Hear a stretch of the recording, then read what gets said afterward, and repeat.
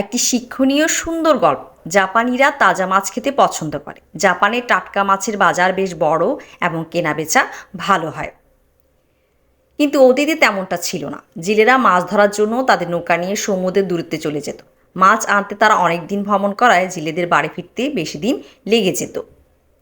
ফলে মাছগুলো তার সতেজতা হারিয়ে ফেলতো এবং জাপানি ভোক্তারা তাজা নয় এমন মাছের স্বাদ পছন্দ করতো না।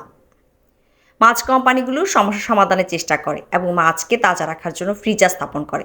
মাছ তাজা রাখার জন্য তারা নৌকায় ফ্রিজার বসায়, কিন্তু দুর্ভাগ্যবশত হিমায়িত মাছ জাপানিরা পছন্দ করলো না। এরপর মাছ ধরা কোম্পানিগুলো নৌকায় বড় বড় মাছের ট্যাঙ্ক বসায়। জেলেরা মাছ ধরার পরপরই মাছের ট্যাঙ্কে ফেলে দিত। কিন্তু মাছগুলো ট্যাঙ্কে এদিক ওদিক ঘোরাঘুরি করে এবং ক্লান্ত নিস্তেজ হয়ে পড়ে। তদুপরি ট্যাঙ্কে কয়েকটি মাছ মারা যায়, যা অন্যান্য মাছকে নষ্ট করে দেয়। এতে মাছ কোম্পানিগুলো বড় ধরনের সমস্যায় পড়ে যায়। যাই হোক, তারা এই সমস্যার একটি সমাধান খুঁজে পায়।